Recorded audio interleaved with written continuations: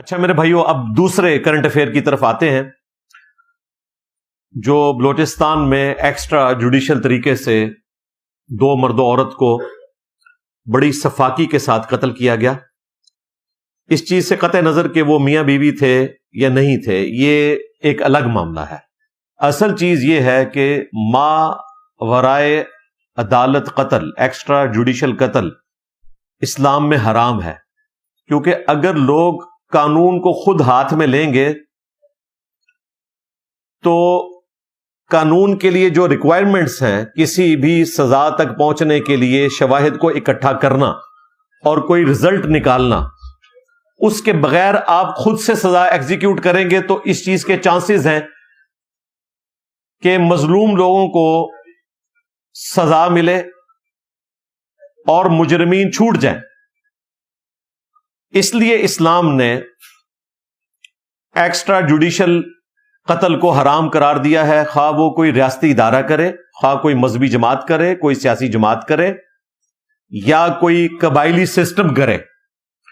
اس کا اسلام سے کوئی تعلق نہیں. اور وہ سیکولرز اور وہ ایتھیسٹ اور وہ لبرلز جو ان چیزوں کو اسلام کے ساتھ جوڑتے ہیں، انہیں ہوش کے ناخن لینے چاہیے.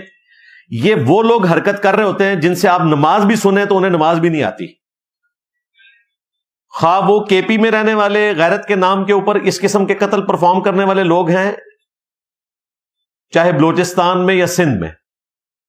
پنجاب میں اس قسم کی ایکٹیویٹیز بہت کم ہوتی ہیں، اور جو ہوتی بھی ہیں وہ بھی اکثر انہی علاقوں سے تعلق رکھنے والے لوگ ہوتے ہیں جو یہاں پہ آباد ہوتے ہیں اور اس قسم کی ایکٹیویٹیز پرفارم کرتے ہیں. اس کا اسلام سے کوئی تعلق نہیں ہے. اگر آپ کو کسی کے چہرے پہ داڑھی نظر آ رہی ہے، اس کا یہ مطلب نہیں ہے کہ وہ کوئی پریکٹسنگ مسلمان ہے. اب وہ جو کچھ کرے گا وہ اسلام تصور کیا جائے، تو بالکل ایسا نہیں ہے. لہذا ہم اس ایکٹیویٹی کو کنڈیم کرتے ہیں ڈنکے کی چوٹ کے اوپر. یہ واقعہ آلموسٹ 2 مہینے پہلے کا ہے، لیکن ویڈیو جو ہے وہ آلموسٹ 1-1.5 ہفتہ پہلے آئی اور پورے ملک کے اندر ہنگامہ کھڑا ہو گیا. حتیٰ کہ جو ہمارے بلوچستان کے چیف منسٹر ہیں، انہوں نے باقاعدہ پریس کانفرنس کر کے ان سارے معاملات کو ڈسکس کیا، اور ایک بہت بڑی ایمبیگوٹی آئی ہوئی تھی وہ ان کو دور کرنی پڑی، اور چند چیزیں اور بھی سامنے آئیں. اب رہا معاملہ یہ کہ وہ مرد و عورت اپنی مرضی سے اپنے اپنے بچوں کو چھوڑ کے بھاگے ہوئے تھے اور انہوں نے شادی کر لی یا بغیر شادی کے رہ رہے تھے. یہ ساری جو انویسٹیگیشن ہے یہ جوڈیشری کا کام ہے، ریاستی اداروں کا کام ہے. ہمیں اس سے کوئی غرض نہیں ہے. نہ اس بنیاد پہ وہ ظالم قرار پائیں گے، نہ اس بنیاد کے اوپر مظلوم قرار پائیں گے. اصل چیز یہ ہے کہ کیا اس طریقے سے کسی مجرم کو بھی سزا دی جا سکتی ہے؟ نہیں دی جا سکتی. نہ کوئی قبائلی سردار اس طرح کا ڈیسیژن خود سے کر سکتا ہے. یہ اہل علم کا کام ہے، حکومتوں کا کام ہے کہ وہ شواہد کی بنیاد کے اوپر کسی رزلٹ کے اوپر پہنچیں گے اور پھر اس فیصلے کو ایگزیکیوٹ کریں گے. بہرحال شروع میں بعض جذباتی لوگوں نے اپنے اپنے انداز میں اس کے اوپر ویڈیوز بنائی. اس وقت تو کئی ایک سٹوریز مارکیٹ میں آ چکی ہیں، ان سٹوریز کے پیچھے ہمیں جانے کی ضرورت نہیں ہے. میں تو صرف اس واقعے کو کنڈیم کرنے کے لیے یہاں بیٹھا ہوں، اور اسی کی بنیاد کے اوپر اسلام کا جو سیکس ڈسپلن ہے اس کے حوالے سے تھوڑی بہت گفتگو مجھے کرنی ہے. سورۃ النور قرآن پاک میں 24 نمبر کے اوپر سورت ہے، پارہ نمبر 18 میں. وہ آلموسٹ ساری سورت جو ہے وہ اسلام کے سیکس ڈسپلن کے اوپر ہے. اس سورت کی روشنی میں 10 علمی پوائنٹس ڈسکس کروں گا صرف اسی سورت سے متعلق. لیکن تفصیل میں جانے سے پہلے میں 1-2 باتیں اور بھی عرض کر دوں. جہاں تک وومن رائٹس ان اسلام ہے تو اس کے اوپر میں کئی ایک ویڈیوز میں بول چکا ہوں، آج میں اس تفصیل میں نہیں جاؤں گا. پچھلے دنوں جو UAE میں مسلمانوں کی بچیوں سے ہیئر فلپنگ ڈانس کروایا گیا تو میں نے اس کو کنڈیم کیا، اور وہ لوگ جو عورت کو کموڈٹی بنا کے پیش کر رہے ہیں ان کو میں نے اسلام میں عورت کی جو عزت ہے وہ بتائی، خواہ وہ ماں کی حیثیت سے ہو، بیٹی کی حیثیت سے ہو، بیوی کی حیثیت سے ہو. وہ تفصیلاً میں گفتگو آلریڈی کر چکا ہوں، آج اس کو ریپیٹ کرنے کی ضرورت نہیں ہے. اور اس میں جو اسپیسیفک ایک مسئلہ عورت کو مارنے کا جو مسئلہ ہے جسے غلط طریقے سے پریزنٹ کرتے ہیں مسلمان بھی اور نان مسلم بھی، اس کو بھی میں نے صحیح طریقے سے اس میں ایڈریس کیا. آج اس تفصیل میں جانے کی ضرورت نہیں، ورنہ آدھا گھنٹہ اسی پہ لگ جائے گا. وہ آپ میری ویڈیو ضرور دیکھیں. ہیئر فلپنگ ڈانس ساتھ لکھیں انجینئر محمد علی مرزا، وہ ویڈیو کھل جائے گی. آلموسٹ کوئی 3 لاکھ کے قریب لوگ وہ ویڈیو دیکھ چکے ہیں. اسی طریقے سے قتل ناحق کے حوالے سے تو میں اکثر بولتا ہوں، آج بھی جو مدرسے میں بچہ ناحق قتل ہوا اس کے حوالے سے ساری آیات احادیث میں نے ڈسکس کی ہیں. اس سے پہلے نور مقدم کیس ہوا، اس پہ میں نے ڈسکشن کی، یہ ساری آیات احادیث کور کی. پھر جو ایک ٹک ٹاکر مظلومن شہید کی گئی ثنا یوسف، ان کے حوالے سے میری ڈسکشن آئی، اس میں بھی میں نے یہ ساری چیزیں ڈسکس کی تھی. پچھلے دنوں جو ایک ٹی وی اداکارہ حمیرہ اصغر، ان کی جو ایک دردناک طریقے سے ڈیڈ باڈی ملی، اس پہ بھی میں نے ڈسکشن کی. وہ ساری کی ساری ویڈیوز ان تمام ٹاپکس کو کور کرتی ہیں جو عورتوں سے متعلق ہے. یہ میں اس لیے بتا رہا ہوں کہ جن لوگوں کو پوری ڈاکٹرن سمجھنی ہے تو وہ ساری چیزوں کو دیکھیں. ایک شارٹ کلپ کے اندر آپ ایک بات تو سیکھ سکتے ہیں، پوری ڈاکٹرن نہیں سیکھ سکتے. یہ بعض لوگوں کو جو شوق ہے نا کہ جی 2 منٹ میں بات بتا دیں، 2 منٹ میں یا 2 لائنوں میں بات بتانے سے بات سمجھ آتی نا تو قرآن جو ہے وہ 2 صفحوں کے اوپر نازل ہوتا ہے، 500 صفحات کے اوپر اتنی ضخیم کتاب نہ ہوتی. اگر اللہ تعالیٰ کو اپنا مقدمہ بتانے کے لیے اتنی موٹی کتاب کی ضرورت ہے نا تو ہم تو مخلوق ہیں، کیونکہ وسوسے ہی اتنے ہیں، اس کے ساتھ جڑی ہوئی چیزیں اتنی زیادہ ہیں. وہ ہر ٹاپک دوسرے ٹاپک کے ساتھ ایسا گوندا ہوتا ہے کہ اگر آپ ایک چیز کو اوور لک کرتے ہیں نا تو پورا مقدمہ دوسری طرف چلا جاتا ہے. اس لیے میں اس سے ریلیٹڈ جو چیزیں آج سکپ کر رہا ہوں، میں اپنی وہ ویڈیوز آپ کو بتا رہا ہوں. کوئی یہ نہ کہ جی انجینئر صاحب نے اس مسئلے پہ ڈسکس کرتے ہوئے یہ چیز کیوں چھوڑ دی ہے. وہ اس لیے چھوڑی ہے کہ وہ ساری چیزیں آلریڈی ریکارڈ ہیں. آج میں کچھ نئی باتیں اس سے جڑی ہوئی کرنا چاہتا ہوں جو میں نے ابھی تک کیمرے میں ایک جگہ پہ کسی ٹاپک کے انڈر ڈسکس نہیں کی تھی، تاکہ پبلک کا انٹرسٹ بھی رہے ان ٹاپکس کے اوپر. وہ 10 علمی پوائنٹس ہیں جو میں نے سورۃ النور سورت نمبر 24 پارہ نمبر 18 اس کے کانٹیکسٹ میں ڈسکس کرنے ہیں. ویسے تو سورۃ النور ساری کور کی جائے تو 5-6 گھنٹے چاہیے، لیکن میں نے اس میں جو کریٹیکل چیزیں سیکس ڈسپلن سے متعلق تھیں اسلام کے، پوری سورت کو پڑھ کے میں نے 10 علمی پوائنٹس میں ایک جگہ ان کے نوٹس بنائے ہیں. اس کے ساتھ ریلیٹڈ جو کراس ریفرنس کی آیات تھیں اور احادیث، ان کو بھی ایک انٹلیکچوئل ترتیب کے ساتھ لکھا ہے تاکہ میں آپ تک اپنی بات آسان طریقے سے پہنچا سکوں. لیکن تفصیل میں جانے سے پہلے ایک دفعہ دروشی پڑھ لیں. اللہم صلی علی محمد وعلی آل محمد واصحاب محمد وازواج محمد وامت محمد اجمعین الی یوم الدین آمین.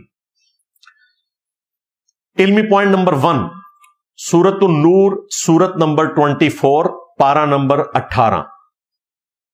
اس کا آغاز بیسیکلی سیدہ عائشہ سلام اللہ علیہا کے اوپر جو منافقین کی طرف سے تہمت لگائی گئی، اس کے جواب میں اللہ تبارک و تعالیٰ نے چند ایک احکامات نازل فرمائے اور ہماری ماں سیدہ عائشہ سلام اللہ علیہا کی برات کا بے قصور ہونے کا اعلان کیا، اور قیامت تک یہ آیات ان کی شان پر گواہ ہیں. اور اس ایک واقعے کے کانٹیکسٹ میں امت کو اللہ تبارک و تعالیٰ نے وہ شرعی احکام بیان فرما دیے. اگر وہ واقعہ آپ سننا چاہتے ہیں تو آلریڈی میں ریکارڈ کروا چکا ہوں. حدیث افک کہا جاتا ہے. صحیح بخاری صحیح مسلم دونوں میں یہ حدیث موجود ہے. ہم اپنی ویڈیو میں ان احادیث کے نمبر بھی ڈسپلے کر دیں گے. بخاری کا نمبر چونکہ ایک یونیک ہے، مجھے زبانی یاد ہے، 4141 4141 نمبر ہے حدیث افک کا. کافی لمبی حدیث ہے. اس کی راویہ خود ام عائشہ ہیں سلام اللہ علیہا. انہوں نے وہ پورا واقعہ بیان کیا ہے جس کانٹیکسٹ میں یہ سورت نازل ہوئی، اور سارے احکامات پھر تفصیل کے ساتھ بیان ہوئے. بہرحال آغاز میں اللہ تبارک و تعالیٰ نے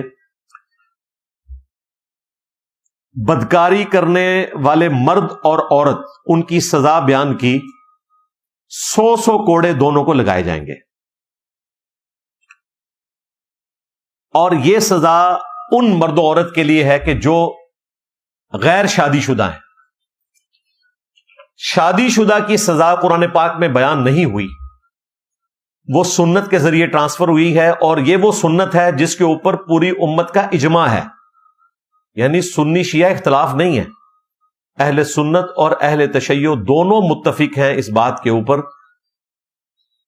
اور اگلی امتوں میں بھی یہ سزا تھی کہ شادی شدہ مرد و عورت اگر بدکاری کریں گے تو ان کی سزا قتل ہے، اور وہ قتل نارمل طریقے سے نہیں ہوگا، رجم کے ذریعے، یعنی ایسے مرد و عورت کو زمین میں گڑھا کھود کر کھڑا کیا جائے گا، صرف سر باہر رکھا جائے گا، اور پھر ارد گرد لوگ کھڑے ہو کر پتھر مارنا شروع کریں گے یہاں تک کہ ان کی موت واقع ہو جائے۔ بڑی دردناک سزا ہے، انسان امیجن بھی نہیں کر سکتا، لیکن یہ سزا ڈیٹرنس کے لیے ہے۔ نبی الاسلام کے زمانے میں، صحابہ کے زمانے میں اکا دکا دفعہ ہی یہ سزا اسٹیبلش ہوئی ہے، کیونکہ اس کے لیے جو گواہیاں رکھی گئی ہیں وہ اتنی سخت ہیں، ان تک پہنچنا اتنا مشکل ہے کہ اس کو اسٹیبلش کرنا ایک مشکل کام ہے۔ لیکن اگر یہ منظر کوئی دیکھ لے اپنی آنکھوں سے تو بھائی وہ کبھی بھی یہ برائی کرنے کا سوچے گا نہیں۔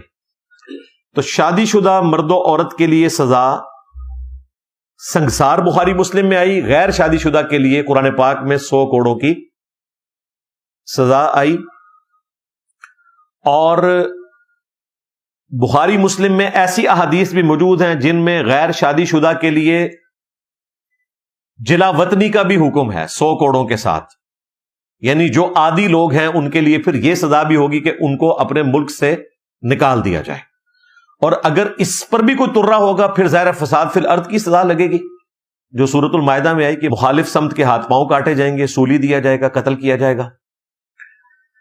علمی پوائنٹ نمبر 2، سورۃ النور میں اللہ تبارک و تعالیٰ نے سزا بیان کرنے کے حوالے سے کہا کہ یہ سزا اعلانیہ ہوگی، چھپ چھپا کے نہیں ہوگی، اور مسلمانوں کی جماعت اس کو ویٹ کرے گی اپنی آنکھوں سے تاکہ ڈیٹرنس ہو۔ چند لوگ دیکھیں گے اور پھر وہ آگے بتائیں گے۔ کئی لوگ جنہوں نے سعودی عرب میں قاتلین کے گلے اترتے ہوئے دیکھے ہیں نا، وہ اپنا ایکسپیرینس بتاتے ہیں کہ یہ فلموں میں دیکھنا اور چیز ہوتا ہے بھائی، جس نے لائیو کسی انسان کا گلا کٹتے ہوئے دیکھا ہے نا، کئی لوگ تو ایک ایک ہفتے تک سو نہیں پاتے، کئی لوگوں کو بخار چڑھ جاتا ہے، یعنی ظاہر ہے کہ ایک بڑا یونیک ایکسپیرینس ہے، تو وہ اس قسم کا گناہ کرنے کا سوچیں گے بھی نہیں۔ تو اللہ تعالیٰ فرما رہا ہے کہ اس کی سزا کو لوگ ویٹ کریں گے، اور اس سزا کو اسٹیبلش کرتے ہوئے تمہارے دل میں نرمی نہ آئے۔ کون کہہ رہا ہے؟ جو اس کائنات میں رحم پیدا فرمانے والا ہے، اللہ، وہ یہ کہہ رہا ہے کہ نرمی نہ آئے اس سزا کو اسٹیبلش کرتے ہوئے، یہ حدود اللہ ہے۔ اور اس پر ترا یہ کہ بخاری مسلم میں حدیث ہے، نبی علیہ السلام کے پاس جب ایک فاطمہ نامی عورت کی چوری کا مقدمہ آیا اور لوگوں نے سفارش کرنے کی کوشش کی، نبی علیہ السلام جلال میں آئے، آپ نے فرمایا تم سے اگلے لوگ اسی لیے ہلاک ہو گئے کہ ان کے اشرافیہ ایلیٹ کے لیے اور قانون ہوتا تھا اور غریب لوگوں کے لیے اور قانون۔ اللہ کی قسم اگر فاطمہ بنت محمد بھی چوری کرتی تو میں اس کے ہاتھ بھی کٹوا دیتا۔ حالانکہ فاطمہ بخاری اور مسلم میں آیا جنتی عورتوں کی سردار ہیں۔ یہ ہمیں بتایا جا رہا تھا کہ اگر فاطمہ کے لیے میں اس قسم کے نظریات رکھتا ہوں کہ خدا نہ خواستہ بالفرض اگر وہ بھی یہ کریں گی تو اللہ تعالیٰ کی حدود کے حوالے میں کوئی نرمی کا اظہار نہیں کروں گا، اور کون؟ جو خود رحمت للعالمین ہے صلی اللہ علیہ وآلہ وسلم۔ اللہ کے حقوق کے معاملے میں نبی علیہ السلام کی ٹالرنس بالکل زیرو تھی، وہاں نرمی والا پہلو نہیں تھا۔ پھر علمی پوائنٹ نمبر 3،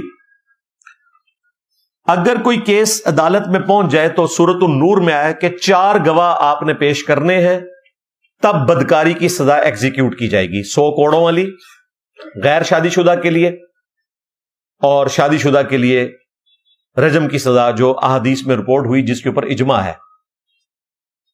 اور پھر سورۃ النور میں 7 آیا کہ اگر کوئی 4 گواہ نہیں لا سکتا، اس کے باوجود وہ کورٹ میں جائے گا، تو اگرچہ وہ سچا بھی ہوا، ظاہر اکیلا تو وہ ہے، پھر بھی اسے 80 کوڑے لگائے جائیں گے کیونکہ اس نے جھوٹا الزام لگایا ہے۔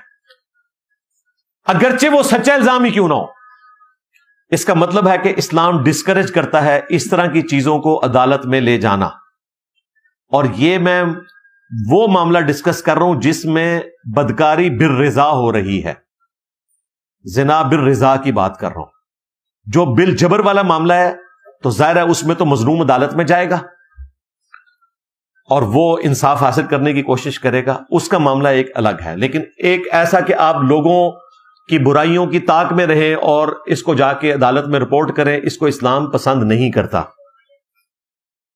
اس طرح کے معاملات پہ اگر پردہ ہے تو پردہ رہے, معاشرے میں یہ چیزیں ڈسکس بھی نہیں ہونی چاہیے, سوائے اس کے کہ جس پہ ظلم ہوا ہے اس کا معاملہ ظاہر ہے وہ تو اللہ تعالیٰ نے قرآن پاک میں فرمایا کہ اللہ تعالیٰ برائی کے ساتھ ذکر کسی کا پسند نہیں کرتا سوائے اس کے کہ جس پہ ظلم ہوا ہے. اگر وہ برائی کے ساتھ چیخو پکار کرے تو اللہ تعالیٰ اس سے صرف نظر فرماتا ہے, ظاہر ہے وہ تو مظلوم ہے. تو زنا بالجبر یعنی کسی کے ساتھ زبردستی کوئی بدکاری کا معاملہ ہوا ہے وہ ایک معاملہ الگ ہے, وہ ظاہر رپورٹ کرے گا. اب اس میں عین ممکن ہے بلکہ یقیناً ایسا ہی ہوگا کہ وہ 4 گواہ پیش نہیں کر سکتا. تو 4 گواہوں کے بغیر اگر وہ جائے گا تو ظاہر ہے عدالت میں وہ ثبوت پیش نہیں کر سکے گا تو سزا اس پہ پلٹ سکتی ہے. تو اس کے لیے پھر کوئی آلٹرنیٹو معاملہ کیا جا سکتا ہے. آج کے اس ماڈرن دور میں اب ہمارے پاس ایسے ریسورسز موجود ہیں کہ اجتہاداً ان ریسورسز کو یوز کر کے اس اصل سزا کو ایگزیکیوٹ کروایا جا سکتا ہے. مثلا سی سی ٹی وی کیمرہ, اس کی video, D N A test, بشرطے کہ یہ فورینزک جو ہے وہ ایمانداری کے ساتھ گورے کی لیبارٹری میں ہو, کسی مسلمان کی لیبارٹری میں نہیں کہ جو بکتا ہے اور لوگوں کے اوپر الزام لگا دیتا ہے. یہ بڑی ذمہ داری کے ساتھ معاملات ہونے چاہیے. یہ میں اجتہاداً بات کر رہا ہوں. اب جب میں نے پہلے بھی اس قسم کی گفتگو کی تو بعض علماء نے کہا یہ حدود اللہ کو چینج کر رہا ہے. بھائی حدود اللہ کو چینج نہیں کر رہا, حدود اللہ تک پہنچنے کا ایک ذریعہ اڈاپٹ کر رہا ہوں. حدود اللہ کو چینج کرنا یہ ہو کہ کوئی شخص یہ کہے کہ 100 کوڑے نہیں لگیں گے 50 لگیں گے. حدود اللہ کو چینج کرنا یہ ہو کہ رجم کی سزا نہیں ہوگی شادی شدہ کے لیے, اس کو کوڑے مارے جائیں اور رجم کی سزا اس کی معاف کر دی جائے. یہ حدود اللہ کو چینج کرنا ہے. لیکن حدود اللہ تک پہنچنے کے لیے جو ذرائع اڈاپٹ کرنے ہیں, باقی معاملات میں بھی تو ہم ذرائع لے کے چل رہے ہیں نا. اور C C T V camera, D N A test establish ہو چکا ہے کہ اس کے ذریعے آپ مجرمین کو پکڑ لیتے ہیں. آپ کو پتا ہے وہ زینب قتل کیس ہوا تھا, سینکڑوں لوگوں کے ڈی این اے ٹیسٹ ہوئے اور ایک بندے کا پازیٹو آیا. الٹیمیٹلی وہ مان گیا کہ اس نے وہ حرکت کی تھی, ادروائز وہ پکڑا نہیں جانا تھا. تو اس میں اگر کوئی احتیاط کرنی ہے تو سارے شواہد اس شخص کے سامنے رکھے جائیں, اس کے بعد اس سے اقرار کروایا جائے. اور یہ تو علماء بھی مانتے ہیں, بخاری مسلم میں احادیث موجود ہیں کہ اگر کوئی شخص اپنے گناہ کا خود اقرار کر لیتا ہے, 4 دفعہ خود اپنے اوپر گواہی دے دیتا ہے کہ میں نے یہ برائی کی ہے, تو پھر اس کے اوپر سزا ایگزیکیوٹ ہوگی.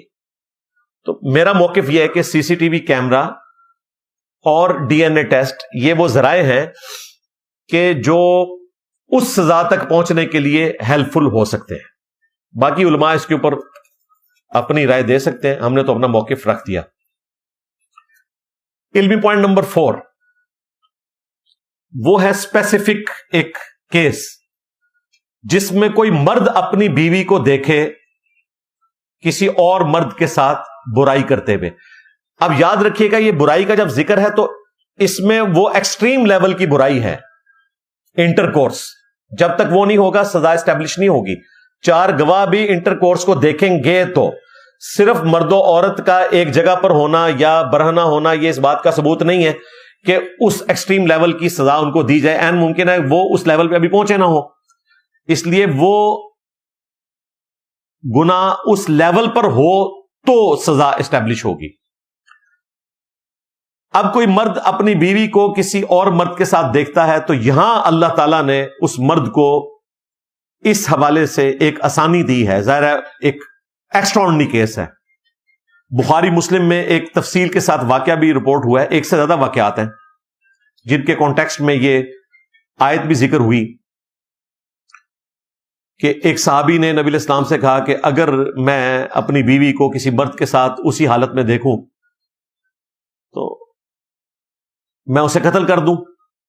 تو نبی علیہ السلام نے فرمایا کہ تم اس شخص کی غیرت کو دیکھو اور اس سے بڑھ کر اللہ کا رسول غیرت فرمانے والے ہیں، اور ان سے بڑھ کر اللہ غیرت فرمانے والا ہے۔ اسی اسنا میں اللہ تعالیٰ کی طرف سے یہ آیات نازل ہوئی کہ اگر کوئی مرد اپنی بیوی کو کسی اور مرد کے ساتھ ایگزیکٹلی اس حالت میں دیکھے، بخاری مسلم میں یہ الفاظ بھی ہیں ایک حدیث میں کہ وہ صحابی کہتا ہے کہ یا رسول اللہ میں پھر 4 گواہ تلاش کرنے کے لیے نکل پڑوں، تو میں نکل پڑا تو وہ تو اس حالت میں ہوں گے نہیں، الٹا مجھے مار پڑے گی۔ اب نبی اسلام نے اس بات کو کوئی گستاخی شمار نہیں کیا، ایک جینوئن کوسچن تھا۔ پھر اللہ تعالیٰ کی طرف سے آیات نازل ہوئیں تو آپ صلی اللہ علیہ وآلہ وسلم نے سائل کو بلایا اور کہا کہ اللہ تعالیٰ نے یہ حکم نازل فرمایا لیان کا۔ لیان کا حکم یہ ہے کہ اگر کوئی مرد اپنی بیوی کو اس حالت میں دیکھتا ہے تو اسے پھر 4 گواہوں کی ضرورت نہیں ہے، وہ عدالت میں آ کر 4 دفعہ اللہ کی قسم اٹھا کر کہے گا کہ میں نے اپنی بیوی کو یہ برے عمل میں مبتلا ہوتے ہوئے دیکھا ہے، اور قسم اٹھاتے ہوئے وہ کہے گا کہ میں سچ بول رہا ہوں، اور 5ویں دفعہ پھر وہ کہے گا، یہ سورۃ النور میں لیان کے الفاظ آئے ہیں کہ اگر میں جھوٹا ہوں تو مجھ پہ اللہ کی لعنت ہو۔ یہ 5 گواہیاں وہ دے گا، 4 وہ 4 گواہوں کے ایکویلنٹ ہوگی اور 5ویں یہ، تو اس کی عورت کو پھر سزا ایگزیکیوٹ کی جائے گی۔ لیکن اس طرح تو کوئی مرد بھی غصہ نکال سکتا ہے اپنی بیوی کے اوپر، تو اس کا تدارک ساتھ کیا گیا کہ اگر وہ عورت اس کے جواب میں کہہ دے 4 دفعہ قسم اٹھا کر کہ میرا خامند جھوٹ بول رہا ہے اور میں سچ کہہ رہی ہوں کہ میں نے اس طرح کی کوئی برائی نہیں کی، اور 5ویں دفعہ وہ کہے کہ اگر میں جھوٹی ہوں تو اللہ کی لعنت ہو مجھ پہ، یعنی میرا اور اللہ کا معاملہ ہے، وہ پھر مجھے سزا دے، تو پھر ایسی عورت کو سزا نہیں ہوگی دنیا کی عدالت میں، اللہ کی عدالت میں وہ پکڑی جائے گی اگر وہ جھوٹی ہوئی، اور اگر وہ سچی ہوئی تو ویسے ہی بچ گئی۔ اب آپ سوچ رہے ہوں گے کہ اس طرح تو ساری عورتیں پھر جھوٹی قسم کھائیں گی، جی کھائیں گی اور جہنم میں جائیں گی، تو مرد کو کیا فائدہ ہوا؟ مرد کو یہ فائدہ ہوا کہ اس کے بعد بخاری مسلم میں آتا ہے کہ ایک صحابی کی بیوی نے اسی طریقے سے جھوٹی قسم کھا لی تھی،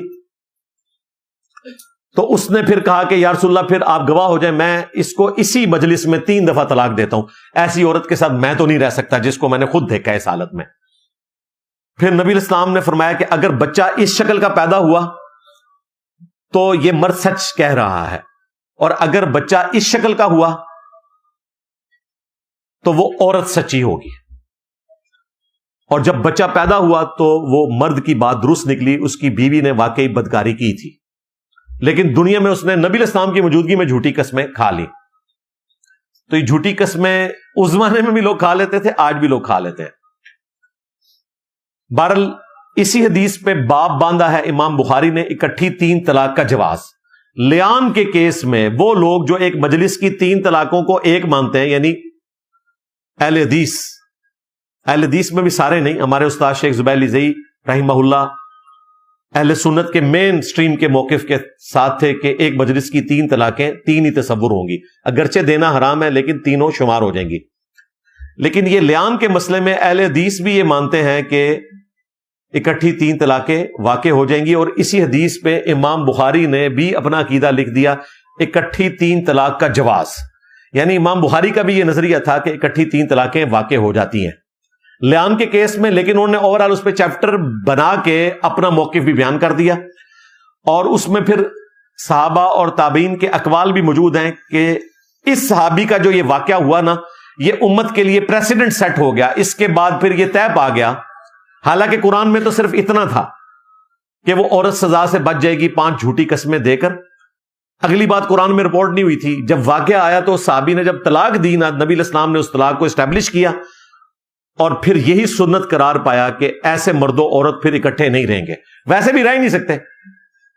تو یہ جو ایکسٹینشن ہے یہ بخاری مسلم میں آئی ہے، قرآن میں صرف گواہی کا ذکر ہے، لیکن بخاری مسلم میں آئے کہ پھر ان کے درمیان لادگی بھی کروائی جائے گی، وہ اکٹھے نہیں رہیں گے، ہمیشہ کے لیے الگ ہو جائیں گے۔ یہ معاملہ اس کے ساتھ جڑا تھا، اس لیے میں نے اس کو ذرا کھول کر بیان کیا۔ علمی پوائنٹ نمبر 5 وہ سورۃ النور کی آیت نمبر 19 سے متعلق ہے۔ ان الذین یحبون، بے شک وہ لوگ جو اس چیز کو پسند کرتے ہیں ان تشیع الفاحشۃ فی الذین آمنوا، کہ اہل ایمان میں فحاشی پھیل جائے، بے حیائی پھیلے، لہم عذاب علیم، ایسے لوگوں کے لیے دردناک عذاب ہے۔ اس میں وہ سارے لوگ شامل ہیں جو سوشل میڈیا پہ بیٹھ کے بے حیائی کر رہے ہیں، فیملی ولاگنگ کر رہے ہیں، اور اپنی عورتوں کو بے پردہ دکھا کے حرام کی کمائیاں کھا رہے ہیں، وہ سب لوگ اس میں شامل ہیں۔ پھر دنیا والآخرہ، دنیا میں بھی اور آخرت میں بھی۔ اور دنیا میں آپ عذاب دیکھتے ہیں کتنی برے طریقے سے ان کی ایگزٹ دنیا سے ہوتی ہے۔ واللہ یعلم وانتم لا تعلمون، اور اللہ تعالیٰ جانتا ہے تم نہیں جانتے، یعنی اس کا انجام کیا ہونے والا ہے تمہیں نہیں پتا۔ آخرت کا معاملہ تو ظاہر ابھی دیکھا نہیں ہے، کتنا دردناک عذاب ہے۔ علمی پوائنٹ نمبر 6، وہ سورۃ النور کی آیت نمبر 21، یا ایھا الذین آمنوا، اے اہل ایمان، لا تتبعوا خطوات الشیطان، مت پیروی کرو شیطان کے راستوں کی، یعنی شیطان کے راستے ایک سے زیادہ ہوتے ہیں۔ وَمَن يَتَّبِعْ خُطُوَاتِ الشَّيْطَانِ، اور جو کوئی شیطان کے راستوں کی پیروی کرے گا، فَإِنَّهُ يَأْمُرُ بِالْفَحْشَاءِ وَالْمُنکَرِ، تو بے شک شیطان تو پھر اسے حکم دے گا، آمادہ کرے گا کہ وہ بے حیائی کرے اور گناہ کے کام کرے۔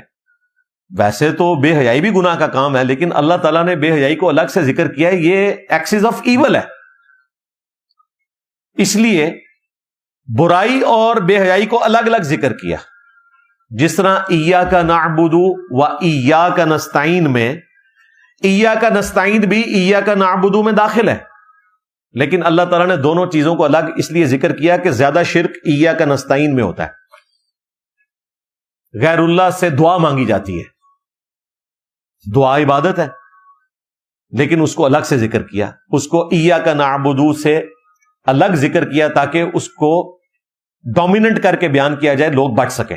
یہاں پر بھی دیکھیں فَإِنَّهُ يَأْمُرُ بِالْفَحْشَاءِ وَالْمُنکَرِ، بے شک شیطان تو تمہیں حکم دیتا ہے، آمادہ کرتا ہے اس بات پہ کہ تم بے حیائی کرو اور گناہ کے کام۔ وَلَوْلَا فَضْلُ اللَّهِ عَلَيْكُمْ وَرَحْمَتُهُ، اور اگر اللہ کا فضل اور رحمت تم پر نہ ہوتی، مَا زَكَىٰ مِنْكُمْ مِنْ أَحَدٍ أَبَدًا، تو تم میں کوئی ایک بھی ایسا نہ ہوتا کہ وہ کبھی نیک پارسا پاکیزہ ہو سکتا۔ وَلَٰكِنَّ اللَّهَ يُزَكِّي مَن يَشَاءُ، بلکہ اللہ تعالیٰ جسے چاہتا ہے وہ پاک کر دیتا ہے۔ وَاللَّهُ سَمِيعٌ عَلِيمٌ، اور اللہ تعالیٰ سننے والا، علم والا ہے۔ پاک بھی ظاہر اسی کو کرے گا جو پاک ہونا چاہے گا، جو نہیں ہونا چاہے گا اسے پاک نہیں کرے گا۔ علمی پوائنٹ نمبر 7، یہ وہ کریٹیکل پوائنٹ ہے جس کے اوپر میں نے تھوڑی تفصیلاً گفتگو کرنی ہے۔ اکثر یہ سوال پوچھا جاتا ہے اور لوگ بڑے کنفیوز ہیں اس معاملے میں، کئی لوگ سائیکو بن چکے ہیں سوچ سوچ کے۔ وہ سورۃ النور کی آیت نمبر 26 ہے، الخبیثات للخبیثین، ناپاک عورتیں جو ہیں وہ ناپاک مردوں کے لیے ہیں، والخبیثون للخبیثات، اور جو ناپاک گندے خبیث مرد ہیں وہ خبیث عورتوں کے لیے ہیں، والطیبات للطیبین، اور جو پاکیزہ عورتیں ہیں وہ پاکیزہ مردوں کے لیے ہیں، والطیبون للطیبات، اور جو پاکیزہ مرد ہیں وہ پاکیزہ عورتوں کے لیے ہیں۔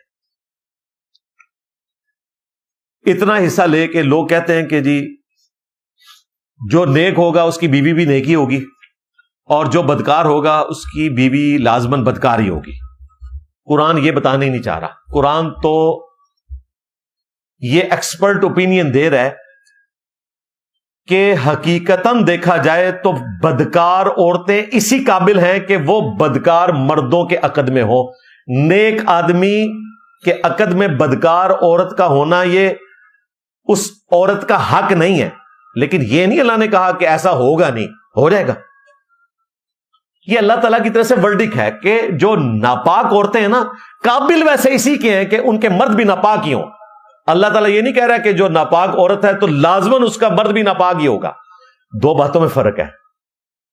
یعنی اللہ تعالیٰ کہہ رہا ہے کہ حقدار وہ اس کے ہی ہیں کہ وہ بدکار مردوں کے انڈر ہو، نیک مرد ان کا خاوند ہونا نہیں چاہیے. اسی طریقے سے جو نیک مرد ہیں ان کا حق ہے کہ ان کی بیویاں نیک ہوں. جو بدکار مرد ہیں ان کا حق نہیں ہے کہ ان کی بیویاں نیک ہوں. لیکن اس کے الٹ ہو سکتا ہے بھائی, ہوا ہے قرآن پاک میں فرعون کی بیوی جو سب سے بڑا نجس تھا, ظاہر مشرک تھا, خدائی کا دعویٰ کیا, اور قرآن کہتا ہے کہ مشرک نجس ہے, پلید ہے. اس کی بیوی پاک تھی, نیک خاتون تھی. اور دو پاکیزہ مرد نوح اور لوط علیہم السلام, ان کی بیویاں کافرہ تھی. اچھا, یہاں بعض لوگوں نے کہا کہ وہ بدکار عورتیں نہیں تھیں, ویسے کافرہ تھی. بالکل یہ بات تو درست ہے کہ ان کی بدکاری رپورٹ نہیں ہوئی, صرف کفر رپورٹ ہوا ہے. لیکن کفر اور شرک خود ایک بدکاری ہے نا. اللہ تعالیٰ قرآن میں کہہ رہا ہے کہ مشرک جو ہیں وہ نجس ہیں. ان معنوں میں حضرت لوط اور نوح علیہ السلام کی بیویاں بھی نجس تھیں. ہاں, رہا وہ مرد و عورت کی بدکاری والا معاملہ تو اس معاملے میں ان کی کوئی برائی رپورٹ نہیں ہوئی. لہذا ادھوری بات نہیں کرنی چاہیے, پوری بات کرنی چاہیے. تو اس سے یہ کلیئر ہو گیا. اب آپ سوچ رہے ہوں گے یہ جو میں معنی بیان کر رہا ہوں یہ میں اپنی طرف سے کر رہا ہوں, بھائی یہ فٹ اینڈ بیٹھتا ہے. اور اسی سورۃ النور کی جو آیت نمبر 3 ہے نا, اس میں اللہ تعالیٰ نے اس موضوع کو بیان کر بھی دیا ہے. جو میں نے یہ تشریح کی کہ خبیث عورتیں تو قابل اس کے ہیں کہ ان کے مرد بھی خبیث ہی ہوں.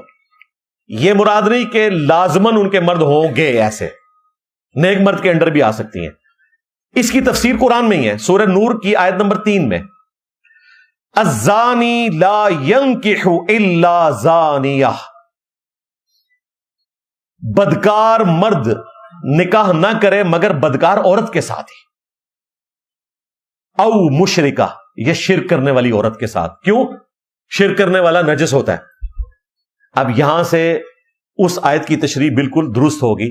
جو آیت جو ہے وہ کئی لوگوں نے تختہ مشق بنائی ہوتی ہے, الخبیثات للخبیثین والخبیثون للخبیثات, اور کہتے ہیں دیکھیں جی اس کی عورت بدکار اس لیے نکلی کہ یہ خود بھی ایسا ہی تھا. نہ, قرآن کہہ رہا ہے کہ جو بدکار مرد ہیں وہ قابل اس کے ہیں کہ ان کی عورت بدکار یا مشرکہ ہونی چاہیے. نیک عورت کے ساتھ نکاح نہیں ہونا چاہیے بدکار مرد کا. اور یہ رشتہ دیتے وقت لیتے وقت لوگوں کو چیک کرنا چاہیے کہ کن مردوں کے حوالے اپنی بچیوں کو کر رہے ہیں, یا اپنے بچوں کے عقد میں کون سی عورتیں لائی جا رہی ہیں. ویسے یہ حیران کن بات ہے, بدکار مرد بھی یہ خواہش کرتے ہیں کہ ان کی عورتیں جو ہیں وہ بڑی پرہیزگار ہوں. کہ جتنے آپ کو اسلامی بہنوں کی خدمت کے لیے کالجز کے باہر یہ لفنڈر نظر آ رہے ہوتے ہیں نا, عورتوں کو چھیڑنے کے لیے, ان سے اگر پوچھیں نا کہ تمہاری بیوی کیسی ہونی چاہیے تو وہ کبھی بھی اس قسم کی کوئی عورت ڈیمانڈ نہیں کریں گے کہ جو بے پردہ ہو. وہ کہیں گے جی میری جو بیوی ہے اس کو فل پردہ کرنا چاہیے. تو ان کو پھر یہی آیت سنانی چاہیے کہ الخبیثات للخبیثین, ہاں, والخبیثون للخبیثات. ہاں, تیرے بارے میں کہ تو اس چیز کا اہل ہی نہیں ہے, اپنا کریکٹر درست کر. تو اللہ تعالیٰ فرما رہا ہے کہ زانی مرد تو اسی قابل ہیں کہ وہ زانیہ عورت کے ساتھ شادی کریں یا کسی مشرکہ عورت کے ساتھ. وَالزَّانِيَةُ لَا يَنْكِحُهَا إِلَّا زَانٍ, اور جو بدکار عورت ہے وہ اسی چیز کی حقدار ہے کہ وہ کسی بدکار مرد کے ساتھ شادی کرے, او مشرک یا کسی مشرک کے ساتھ. وَحُرِّمَ ذَلِكَ عَلَى الْمُؤْمِنِينَ, اور یہ بدکار مرد و عورت حرام ہے مسلمانوں کے حق میں جو مومنین ہیں. یعنی مومنین کے لیے صرف مشرک عورت یا مشرک مرد حرام نہیں ہے, بدکار مرد و عورت بھی حرام ہے. تو یہ تشریح میں نے قرآن پاک سے کر دی تاکہ یہ معاملہ بھی کھل کے سامنے آ جائے. اسی کانٹیکسٹ میں ایک حدیث ہے جامعہ ترمذی میں اور سنن نبی داؤد کے اندر. ایک صحابی تھے, اسلام قبول کر لیا. سورہ نور کی ان آیات کے کانٹیکسٹ میں امام ترمذی نے یہ حدیث نقل کی ہے اور امام ابو داؤد بھی لے کے آئے ہیں. وہ صحابی مسلمان ہوئے, ان کا کسی عورت کے ساتھ افیئر تھا اور وہ عورت بدکار عورت تھی اور ریگولرلی اس کے پاس جایا کرتے تھے. آخری دفعہ جب وہ اس عورت کے پاس گئے تو مجبوراً گئے، کیونکہ وہ عورت جہاں رہتی تھی وہاں پر ایک مسلمان قیدی تھا جس کو چھڑا کر اس صحابی نے مدینہ شریف ہجرت میں اپنے ساتھ لے کے جانا تھا. تو وہ رات کے آخری پہر وہ اس گاؤں میں پہنچے اور وہ عورت انتظار میں بیٹھی ہوئی تھی. اس نے پہچان لیا اندھیرے میں اور اس نے پوچھا تم وہ؟ انہوں نے کہا. تو اس نے کہا کہ ٹھیک ہے تم میرے پاس آؤ. تو انہوں نے کہا کہ میں نے اسلام قبول کر لیا ہے اور اللہ تعالیٰ کے نزدیک اس طرح کا رشتہ حرام ہے، تو میں اب یہ ایکٹیویٹی دوبارہ نہیں کروں گا. بس اتنی بات سننی تھی تو اس عورت نے شور مچا دیا اور قبیلے والوں سے کہا کہ یہ تمہارے قیدی کو چھڑا کے لے کے جا رہا ہے. خیر اس وقت تک انہوں نے اس کو اپنی سواری پہ بٹھا لیا تھا. وہ وہاں سے بھاگے، ایک غار میں جا کے پناہ لی. تلاش کرتے کرتے لوگ پیچھے آئے. وہ صحابی کہتے ہیں میں اس غار میں چھپا ہوا تھا، بائی چانس رات کے اندھیرے میں اسی غار کے پاس انہوں نے کھڑے ہو کر پیشاب کیا اور پیشاب میرے اوپر گر رہا تھا. یعنی بالکل میں سامنے تھا، لیکن اللہ تعالیٰ نے ایسا پردہ کیا ان کی آنکھوں کے آگے کہ میں ان کو نظر نہیں آیا. اللہ تعالیٰ نے حفاظت فرمائی. پھر وہ اس قیدی کو لے کے نبی اسلام کی خدمت میں پہنچے اور وہاں جا کے پتا انہوں نے کیا کہا؟ یا رسول اللہ اس عورت کے ساتھ میری شادی کروا دیں. جو عورت ان کو مروانے لگی تھی، ایک طرف تو نیکی کا یہ لیول ہے کہ اس کے ساتھ بدکاری نہیں کی، اور اس کی برائی کا یہ لیول ہے کہ وہ مروانے لگی تھی اس مرد کو. ظاہر پکڑے جاتے تو قتل کر دینا تھا انہوں نے. قبائلی سسٹم میں تو درمیان کی کوئی چیز ہوتی نہیں ہے. تو نبی صلی اللہ علیہ وآلہ وسلم خاموش ہو گئے اور پھر تھوڑی دیر بعد آپ نے قرآن پاک کی یہی آیات تلاوت کی کہ زانی جو مرد ہیں وہ حقدار ہیں کہ ان کی عورتیں بدکار ہوں یا مشرکہ ہوں، اور اسی طریقے سے زانیہ عورتوں کے لیے ہے کہ ان کے مرد زانی یا مشرک ہوں، اور یہ رشتے حرام کیے گئے ہیں مسلمان مرد و عورت کے لیے. تو پھر وہ صحابی اس معاملے میں پیچھے ہٹ گئے. یہ ترمذی اور ابو داؤد کی حدیث اس بات پر گواہ ہے کہ ایک کامل الایمان مومن کو کبھی بھی کسی بدکار عورت کے ساتھ شادی نہیں کرنی چاہیے، اور ایک کامل الایمان عورت کو کسی بدکار مرد کے ساتھ شادی نہیں کرنی چاہیے. اب جن کی ہو گئی ہوئی ہیں اور وہ مشکل کی زندگی گزار رہے ہیں، ان کا ایک معاملہ بالکل الگ ہے. اللہ تعالیٰ ان کے لیے کوئی آسانی کا معاملہ کرے. بہرحال رشتہ کرتے وقت اس چیز کا دیکھنا ضروری ہے. یہ بہت امپورٹنٹ مسئلہ ہے، اس کو ہلکا نہ سمجھیں. اس کو سپورٹو وہ سورۃ البقرہ کی آیت نمبر 221 بھی ہے، وہ بھی میں ادھر ہی کور کر دیتا ہوں.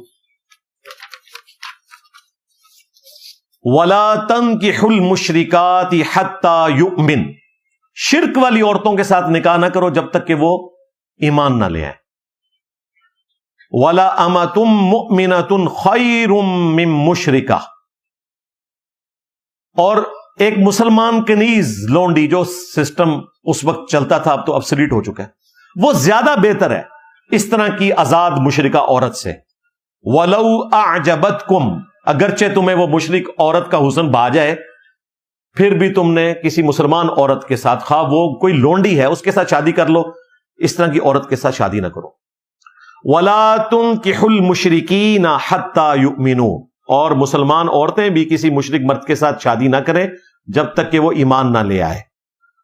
وَلَا عَبْدٌ مُؤْمِنٌ، اور ایک مؤمن غلام، خَيْرٌ مِّن مُشْرِك، مشرک آزاد مرد سے بہتر ہے. وَلَوْ أَعْجَبَكُمْ، اگرچہ وہ تمہیں بھا جائے. أُولَئِكَ يَدْعُونَ إِلَى النَّارِ، یہ سارے لوگ وہ ہیں جو تمہیں آگ کی طرف بلا رہے ہیں. وَاللَّهُ يَدْعُو إِلَى الْجَنَّةِ، جبکہ اللہ تمہیں جنت کی طرف پکار رہے، بلا رہے.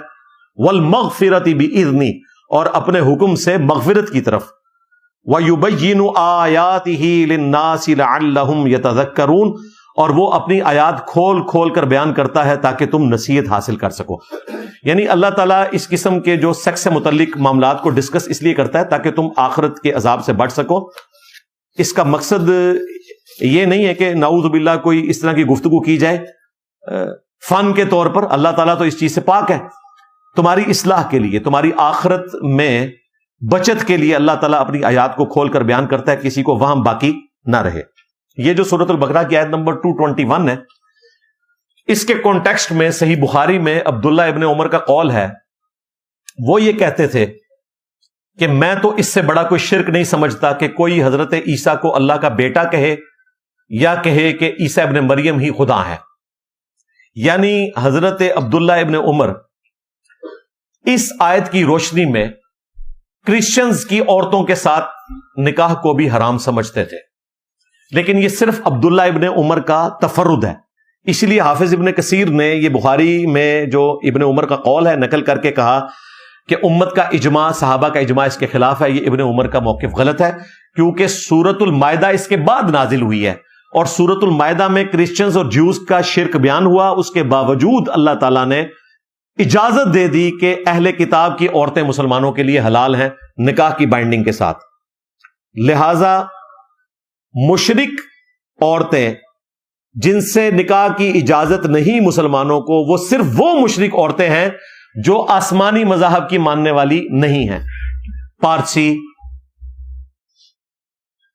ہندو یا ایتھیسٹ، یہ ساری عورتیں مسلمان مردوں کے لیے حرام ہیں. لیکن جیوز اور کرسچنز کی عورتیں مسلمان مردوں کے لیے حلال ہیں. یہ سورۃ المائدہ میں حکم نازل ہوا. سورۃ المائدہ آخری سورتوں میں آتی ہے جس میں شریعت کے فائنل احکام آئے. سورۃ البقرہ کی ایکسیپشن ہے سورۃ المائدہ اس حوالے سے کہ مشرک میں صرف اہل کتاب مشرک کو اللہ تعالیٰ نے ایکسکلوڈ کر دیا کہ ان کے بارے میں معاملہ الگ ہے، اور وہ بھی ان کی عورتوں کا. اہل کتاب مرد کے ساتھ مسلمانوں کی عورت شادی نہیں کر سکتی. اب مجھے بتائیں، اگر جیوز اور کرسچنز کی عورتیں مسلمان مردوں کے لیے حلال ہیں تو سنی شیعہ کا بھی نکاح آپس میں کرنا درست ہوگا؟ یہاں تو مذہب بھی ایک ہے. کرسچنز کے ساتھ تو ہمارا بہت بڑا اختلاف ہے نا. کرسچنز ہمارے نبی کو نعوذ باللہ دجال سمجھتے ہیں، جس طرح کے یہودی حضرت عیسیٰ کو دجال سمجھتے ہیں. اب کوئی ہمارے پیغمبر کو دجال سمجھ رہا ہے کہ اس نے جھوٹا دعوی نبوت کیا ہے، اس کی عورت کے ساتھ اللہ تعالیٰ اجازت دے رہا ہے شادی کرنے کی صرف اس وجہ سے کہ آسمانی مذہب کی ماننے والی ہے.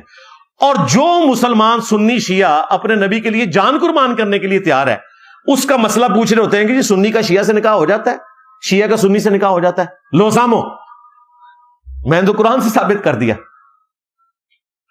لہذا یہ جو ابن عمر کا فتویٰ ہے وہ ان کا ایک ذاتی فتویٰ ہے، اس کا کوئی لینا دینا نہیں ہے امت کے اجماع کے ساتھ، اس لیے امت نے ان کو ایکسیپٹنس نہیں دی. یہاں پہ ضمناً میں ایک اور چیز بھی عرض کر دوں کہ بعض لوگ جب کبھی ان کے اوپر نیکی کا غلبہ ہوتا ہے نا، تو وہ ہمیں کوسچنز لکھ کے بھیج دیتے ہیں کہ جی میں فلاں جو بدکار کوئی عورت ہے تو ہم اس کے ساتھ نکاح کرنے کا ارادہ رکھتے ہیں کیونکہ یہ بڑا نیکی کا کام ہے. اس قسم کے سوالات ہمارے پاس اکیڈمی میں آتے رہتے ہیں، تو میں پھر ان کے سامنے یہی دلائل رکھتا ہوں، ویڈیوز کی شکل میں. ظاہر میں خود تو بات نہیں کرتا، ویڈیوز بھیج دیتا ہوں کہ اسلام میں یہ پسندیدہ نہیں ہے کہ کسی بدکار عورت کے ساتھ شادی کی جائے. اب یہ ایکسٹرا آرڈنری کوئی معاملہ ہے کہ کوئی عورت واقعہ توبہ کر لیتی ہے اور نیکی کے راستے پہ آ جاتی ہے، پھر ایک معاملہ الگ ہوگا. لیکن یہ رسک والا معاملہ ہوتا ہے بھائی. اتنی بڑی نیکی نہ کریں اچانک، یعنی آپ کو تو چھوٹی چھوٹی نیکیوں کی عادت نہیں ہے اور آپ اتنی بڑے لیول کی نیکی کرنا چاہ رہے ہیں، ہاں، اور نیکی گلے نہ پہ جائے تھوڑے. اس لیے اس کو آخری درجے میں وائڈ کریں. ہاں، اس قسم کی نیکی کرنے کے چکر میں آپ بالکل ہی نہ جاتے رہیں، اور پھر عموماً اپنے ماں باپ کے ساتھ بھی بگڑ جاتی ہے. حالانکہ وہ نیکی نہیں کوئی کر رہا ہوتا، یہ سارا کا سارا معاملہ وہ ایک شہوت کا ہی چل رہا ہوتا ہے. نیکی کو کس نے دیکھنا ہوتا ہے؟ یہ صرف ایکٹنگ ہوتی ہے. جس طرح ہمارے پولیٹیکل لیڈرز بھی کہتے ہیں کہ میں عوام کی خاطر جیل کاٹ رہا ہوں، میں عوام کی خاطر باہر کے ملک چلا گیا، میں عوام کی خاطر شہید ہو گیا. عوام کی خاطر نہیں، اپنی کرسی کی خاطر سب کچھ کر رہے ہوتے ہیں. ہمارے کھاتے میں ویسے ڈلے ہوئے ہوتے ہیں. جب کبھی کرسی ملے تو وہ کرسی تو کوئی نہیں چھوڑتا. عوام کی خاطر کرسی کبھی نہیں چھوڑی. جب اتارے جاتے ہیں تو پھر ان کو دیکھیں لگتا ہے کہ پتہ نہیں عوام کے لیے انہوں نے جان دے دینی ہے. تو اس طریقے سے اس طرح کے معاملات میں بھی ذرا غور و تفکر کیا کریں، اور اس قسم کی نیکی اپنے گلے میں ڈالنے سے پہلے یہ پھندہ ہی نہ بن جائے آپ کا کہیں، 10 دفعہ سوچیں. اور بہتر یہ ہے کہ اس طرح کی نیکی سے وائڈ ہی کریں. آپ یہ کسی اور کے ذمہ لگا دیں نیکی، آپ بچ جائیں اس معاملے میں. ٹھیک ہو گیا. علمی پوائنٹ نمبر 8، اسی سورۃ النور میں اللہ تعالیٰ نے پہلے مسلمان مردوں کو حکم دیا اپنے محبوب صلی اللہ علیہ وآلہ وسلم کی مبارک زبان سے کہ مؤمن مردوں کو حکم دو کہ اپنی نگاہوں کو نیچا رکھیں اور اپنی شرمگاہوں کی حفاظت کریں. اس کے بعد مومنہ عورتوں سے حکم فرمایا کہ وہ بھی اپنی نگاہوں کو نیچا رکھیں اور اپنی شرمگاہوں کی حفاظت کریں، اور اس کے بعد ان کے پردے کا ذکر ہوا. لیکن نگاہوں کی جو حفاظت کا معاملہ ہے یہ مردوں کو پہلے حکم ہوا ہے. اگر عورت بے پردہ ہے تو بھی، پردے میں ہے تو بھی، مرد نے اس کی طرف نگاہ اٹھا کے نامحرم کی طرف نہیں دیکھنا. صحیح مسلم میں حدیث ہے، نبی علیہ السلام سے جب اچانک اٹھ جانے والی نظر کے بارے میں پوچھا گیا تو آپ نے فرمایا کہ اللہ تعالیٰ نے مجھے یہی حکم دیا ہے کہ میں اپنی نظر کو ہٹا لوں. جس کو لوگ کہتے ہیں پہلی نظر معاف ہے، یہ پہلی نظر کے الفاظ نہیں ہے، اچانک اٹھ جانے والی نظر. یعنی اگر کسی کو یہ پتا چل گیا کہ کوئی نامحرم عورت سامنے سے آ رہی ہے اور وہ دور ہے ابھی، تو یہ نہیں کہ جب وہ قریب آئے تو آپ نے ایسے کر کے دیکھ کے تو پہلی نظر پوری کرنی ہے، یہ دوسری ہوگی. اچانک اٹھ جانے والی نظر معاف ہے، پہلی نظر معاف نہیں، پہلی بھی پکڑ دی جائے گی اگر آپ نے جان بوجھ کے ڈالی ہے. صحیح مسلم میں ہی ایک اور حدیث ہے، نبی علیہ السلام نے فرمایا کہ اگر تمہاری نظر کسی عورت پہ اچانک اٹھے اور وہ تمہیں بھلی لگے تو اپنی بیوی کے پاس جاؤ، اللہ تعالیٰ نے تمہاری بیوی کے پاس بھی وہی چیز رکھی ہے جو اس عورت کے پاس ہے. تو یہ نبی علیہ السلام نے ایک سیکس ڈسپلن کے طور پر چیز سکھائی، اور یہ حقیقت بات ہے. جب کوئی عورت انسان کو حاصل ہو جائے تو پھر وہ ایک نارمل عورت ہوتی ہے، اور جب وہ حاصل نہ ہو تو اس کے لیے وہ ایک ایکسٹرا آرڈنری عورت ہوتی ہے. یہ اللہ تعالیٰ نے آزمائش رکھی ہے. اینڈ رزلٹ یہ ہے کہ کچھ بھی نہیں آپ کو ملنا بھائی، گاڈ اورینٹڈ ہوں اور ایک ہی بیوی کے ساتھ سکون کے ساتھ گزارا کریں. اور اس کے علاوہ اگر کوئی رشتہ قائم کرنا ہے تو آپ 4 شادیاں کر سکتے ہیں، اس کے لیے ہمارے مفتی صاحب سے آپ رابطہ کریں، لیکن کوئی اور راستہ اختیار نہ کریں. بالکل، اسی لیے اللہ تعالیٰ نے 4 شادیوں کی اجازت دی ہے سورۃ النساء کے اندر. حکم نہیں دیا، حکم ایک کا ہی دیا ہے، اور کہا کہ اگر خدشہ ہو کہ انصاف نہ کر سکو تو ایک پر اکتفا کرو، لیکن اجازت 4 کی دے دی ہے کہ اگر کوئی کر سکتا ہے تو ضرور کرے. اس کو اللہ تعالیٰ نے مشروع ٹھہرایا ہے، اور اس کے لیے بیوی کی ریاست کی اجازت کی ضرورت نہیں ہے شرعی طور پر. اس طرح کا کوئی قانون جو ہے وہ قرآن و سنت کے ساتھ میچ نہیں کرتا جس میں آپ بیوی سے پوچھیں. ہاں، بیوی کو بتانا ضروری ہے تاکہ وہ اپنے ساتھ ہو کر آپ کی رخصتی کروائے دنیا سے. بعض اچھی بیویاں بھی ہیں، وہ اپنے خامدوں کی دوسری شادی خود کروا دیتی ہیں اگر کوئی جینون مسئلہ ہو، اولاد نہ ہو رہی ہو یا کوئی اور ایشو ہو تو وہ کروا بھی دیتی ہیں. بخاری مسلم میں حدیث ہے، نبی علیہ السلام نے فرمایا نامحرم عورتوں کے پاس جانے سے بچو. کسی نے پوچھا دیور اور جیٹھ کے بارے میں تو آپ نے فرمایا وہ تو موت ہے. یعنی بھابھی اور دیور، جیٹھ اور بھابھی کا بھی پردہ ہے اسلام میں. ایٹ لیسٹ ایک گھر میں رہتے ہوئے نگاہوں کا پردہ تو کرنا ہی کرنا ہے ایز اے لاسٹ ریزارٹ. حتیٰ کہ بخاری مسلم میں آتا ہے، اما عائشہ کہتی ہیں نبی علیہ السلام نے کبھی بیعت کی خاطر بھی کسی عورت کے ہاتھ کو ہاتھ نہیں لگایا، اتنی احتیاط کی ہے. آپ کے بزرگان دین تو مریدنیاں کیش کرتے تھے نا. ہاں، مریدنی جو ہے وہ چبارے سے چل پڑی اور پیر صاحب بخارے سے چل پڑے اور دونوں آ کے نہر والے پل پہ ملے. ہاں. اور سنارا کون ہے؟ ثاقب رضا مصطفی صاحب حافظہ اللہ تعالی. یہ اپنے بزرگان دین کی کرامات بتا رہے ہیں، یعنی کرتوت بتا رہے ہیں کرامات کے نام کے اوپر. کرتوت ہی ہے نا. مریدنی کو پکڑ کر نیچے اتار دیا. ہاں، پکڑنے کے الفاظ ہیں اس میں، کیچ کیا. نبی علیہ السلام نے بیعت کے لیے بھی کبھی ایسا معاملہ نہیں کیا. المعجم الکبیر طبرانی میں آتا ہے، اما عائشہ کہتی ہیں سلام اللہ علیہا، نبی علیہ السلام نے اگر عورتوں سے بیعت کا کوئی معاملہ کرنا ہوتا تھا تو ایک کپڑا ہوتا تھا جو آپ پکڑتے تھے، اور پردے میں عورتیں دوسری طرف اس کپڑے کو پکڑتی تھی، اور یہ بھی ایک تسلی کے لیے. ادروائز صرف زبان سے ہی بیعت ہو جاتی ہے، لیکن بعض اوقات کسی نے وہم نکالنا ہوتا ہے تو نبی علیہ السلام پھر یوں کر لیتے تھے کہ چلیں ان کی تسلی ہو جائے. المعجم الکبیر طبرانی میں موجود ہے، اور سلسلہ احادیث صحیحہ میں شیخ البانی اس حدیث کو لے کے آئے ہیں کہ نبی علیہ السلام نے فرمایا اگر کوئی کسی نامحرم کو ہاتھ لگائے، یہ اس سے بدتر ہے کہ کسی شخص کے سر میں لوہے کا کیل ٹھونکا جائے. یعنی وہ جو تکلیف ہے نا، اس سے زیادہ تکلیف نامحرم کو ٹچ کرنے کی ہے. اگلے معاملات تو چھوڑ دیں، صرف ٹچ کرنے کی. جامعہ ترمذی میں حدیث ہے، سنن نسائی الکبریٰ میں اور مشکات میں بھی موجود ہے کہ جہاں دو اجنبی مرد و عورت ہوتے ہیں، تیسرا ان میں شیطان ہوتا ہے. تو یہ کہنا کہ جی یہ جناب استاد شاگرد کا رشتہ ہے، پہلے تو استاد شاگرد ہوتا ہے، پھر آپ کی چاچیاں بن جاتی ہیں. مفتی صاحب پہلے اس کو شاگرد نہیں بناتے ہیں اور بعد میں ایک مدرسہ کھول کے دیتے ہیں، اور بعد میں آپ کو پتا چلتا ہے کہ کچھ عرصے بعد وہ آپ کی چچی بن گئی ہیں. تو بھائی اس طرح کے جو گھیرو ڈالنے والے علماء ہیں یا باقی لوگ بھی، یونیورسٹیز کے اندر بھی اس قسم کا معاملہ ہوتا ہے. یہ ہمارے جو بھائی ہیں اقرار الحسن، وہ آئے دن اس قسم کے واقعات ایکسپوز کرتے رہتے ہیں یونیورسٹی لیول کے اوپر بھی. تو مرد و عورت کا اس حوالے سے تنہائی میں جانا وہ شیطان کے وسوسے سے خالی نہیں ہے. اگرچہ ان میں کوئی ایک پاک دامن بھی ہو، تب بھی دوسرے پہ تو شیطان چڑھا ہوا ہے نا، وہ اس کو ایکسپلائٹ کر سکتا ہے. نمبروں کی لالچ میں فیل کرنے کی دھمکی لگا کے اس قسم کے معاملات ہو جاتے ہیں. اس لیے اسلام میں سیکس ڈسپلن اس لیول کا ہے. میں اکثر کہتا ہوں کہ مجھے اسلام کی دو چیزیں ٹاپ آف دا لسٹ پسند ہیں. نمبر 1 عقیدہ توحید، کہ جو آپ کو دنیا کے ہر غم سے آزاد کر دیتا ہے، بڑے سے بڑے بت سے آپ کو آزادی دے دیتا ہے، ایک خدا کے آگے آپ جھکتے ہیں.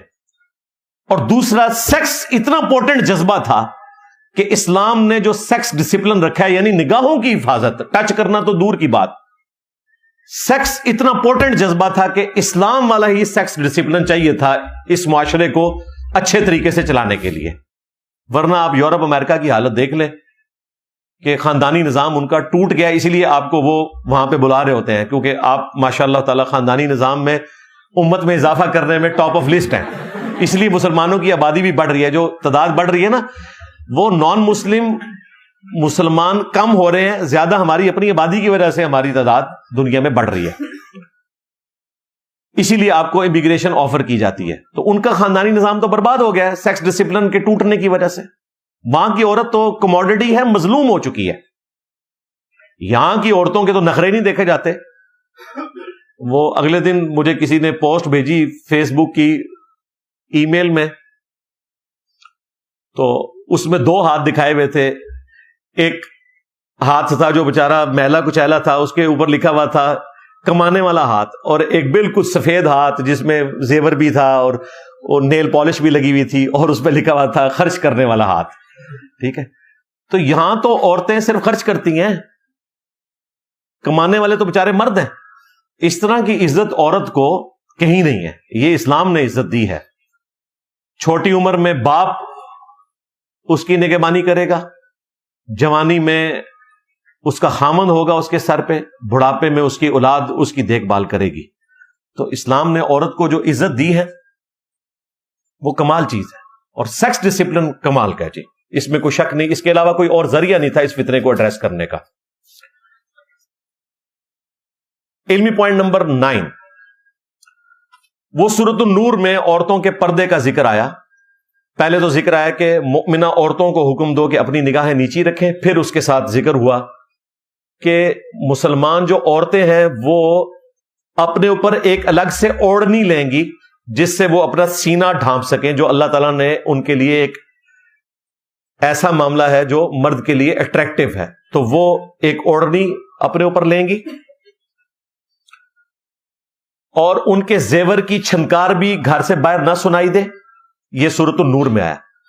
اور سورۃ العذاب میں آیا کہ جلباب لیں گی، گھونگھٹ، یعنی اوپر بھی، وہ سر کے اوپر بھی اس طرح کا جو سامنے لٹکا ہو، جس کی ماڈرن فارم اب برقعے کی شکل میں. یہ ذرا اس سے آسان والا معاملہ ہے کہ سر بھی ڈھانپا جاتا ہے، چہرے کا بھی نقاب ہو جاتا ہے. کسی کو چہرے کے نقاب کرنے میں مسئلہ ہے، وہ میڈیکل ماسک یوز کر لے، فیس ماسک یوز کرے. لیکن جن لوگوں کے نزدیک چہرے کا پردہ نہیں ہے، باقی سارے پردے کے وہ بھی قائل ہیں، ان سے بھی میں ریکویسٹ کروں گا کہ یہ جو پرفتن دور ہے اس میں تو اجتہاداً آپ کو چاہیے تھا کہ آپ کہتے کہ جی جہاں کئی ایک معاملات میں اجتہاداً آپ نے کہا کہ یہ فتنہ کھڑا ہو سکتا ہے، تو اس سے بڑا تو کوئی فتنہ نہیں تھا.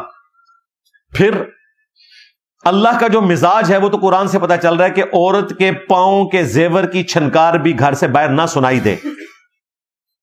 تو اس کا مطلب ہے کہ وہ اللہ جو اس زینت کے باہر آشکار ہونے کو برا سمجھتا ہے، تو چہرے کو بدرجہ اولا زینت سمجھا جائے اور اس کی نمائش لوگوں کے سامنے نہ کی جائے. تو سورۃ النور اور سورۃ الاحزاب دونوں میں پردے کا ذکر موجود ہے. اور حدیث افک جو بخاری مسلم میں آئی اما عائشہ سلام اللہ علیہا پر جو تہمت لگی، اس کے سٹارٹ میں ہی اما عائشہ کہتی ہیں کہ نبی علیہ السلام کی یہ مبارک عادت تھی کہ جب کوئی قافلہ کوچ کرتا تھا تو آپ ایک بندے کی ڈیوٹی لگاتے تھے جو بعد میں وہاں پر کوئی بچا کھچا سامان ہوتا وہ سمیٹ کر لے جاتا. تو سیدہ عائشہ کا ہار گم گیا تو وہ اسی جگہ پہ بیٹھ گئی، قافلہ آگے چلا گیا، انہیں پتہ ہی نہیں چلا کہ وہ اوپر بیٹھی ہوئی ہیں کہ نہیں. اس زمانے میں علم غیب تو ہوتا ہی نہیں تھا. جی یہ بھی نکلتا ہے اس میں سے، ورنہ صحابہ کرام جن کے گھوڑے کے قدموں کی خاک تم بتاتے ہو اپنے بابوں کو، ان کو تو پوری کائنات رائی کے دانے کی طرح دہلی پہ نظر آ رہی ہے. جو صحابہ وہ اونٹ ہانک رہے تھے عائشہ کا، ان کو تو نہیں نظر آیا. یہ سب جھوٹی باتیں مشہور کی ہوئی ہیں. تو قافلہ آگے چلا گیا تو وہ صفوان بن معطل صحابی تھے، وہ آئے. سیدہ عائشہ کے الفاظ ہیں کہ میں اونگ رہی تھی اور اسی دوران میرے چہرے سے پردہ ہٹ گیا تو انہوں نے بلند آواز سے پڑھا انا للہ و انا الیہ راجعون.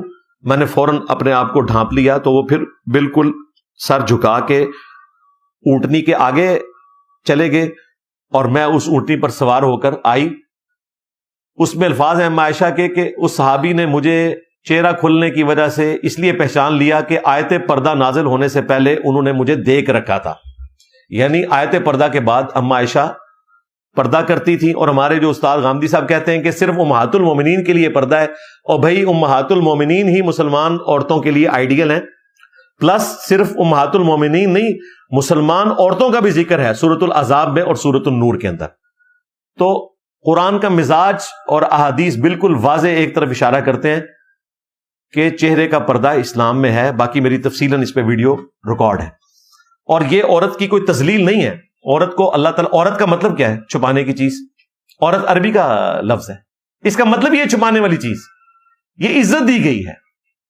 فرائڈ نے تو ابھی آپ کو بتایا نا کہ سیکس سب سے امپورٹنٹ جذبہ ہے. قرآن کہہ رہا ہے زُيِّنَ لِلنَّاسِ حُبُّ الشَّهَوَاتِ، مزین کر دی گئی ہیں اٹریکٹ فل چیزیں انسانوں کے لیے.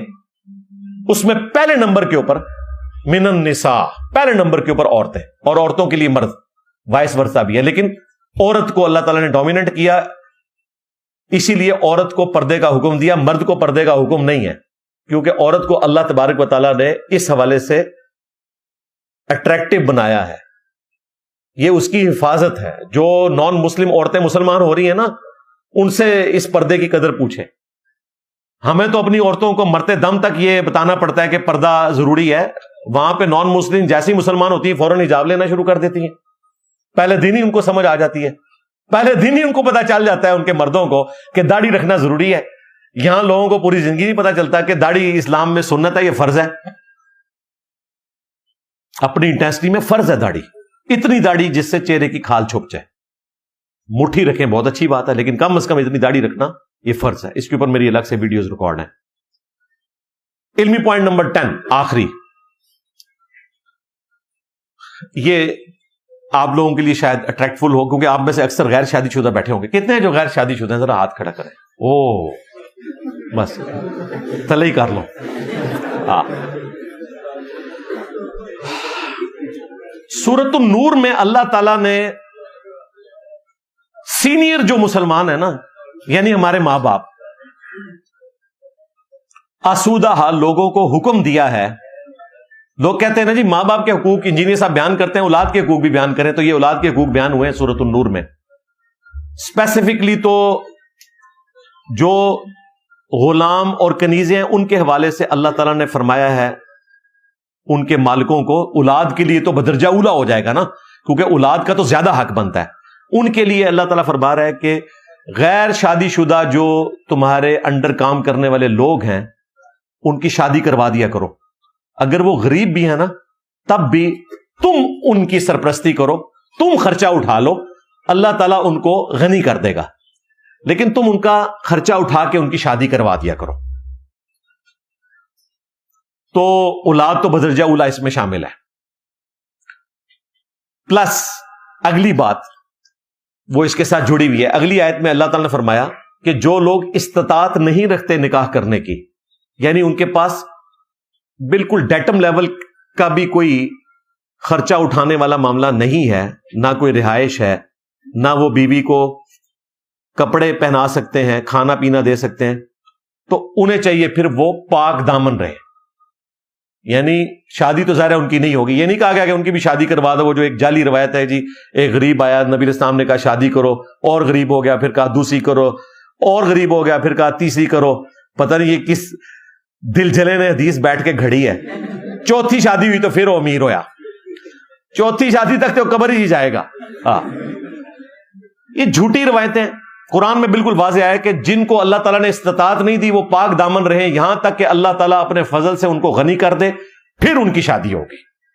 اور اس کو سپورٹیو حدیث ہے بخاری مسلم کی، اے نوجوانوں کے گروہ، جس کے پاس استطاعت ہے وہ شادی کرے، نکاح کرے. نکاح کرنا تمہاری نگاہوں کے نیچا رہنے، تمہاری عفت اور عصمت یعنی کہ شرمگاہ کی حفاظت کا ذریعہ ہے. اور جس میں استطاعت نہیں ہے تو وہ روزے رکھ کر اپنی شہوت کو کم کرے. یعنی وہ مرد ہے، شہوت کو ٹھنڈا کرے گا روزہ رکھ کے. یہاں استطاعت سے مراد اس کا نامرد ہونا نہیں ہے، استطاعت سے مراد ہے فائنینشیل استطاعت ہی نہیں کہ خرچہ اٹھا سکے. صحیح بخاری میں حدیث ہے، جو شخص مجھے 2 چیزوں کی ضمانت دے دے میں اسے جنت کی ضمانت دوں گا، زبان اور شرمگاہ. 2 داڑوں کے درمیان اور 2 ٹانگوں کے درمیان، یہ جو 2 جگہیں ہیں، ان کی حفاظت کی کوئی گارنٹی دے تو میں اسے جنت کی گارنٹی دیتا ہوں. نبی الاسلام نے یہ بشارت دی.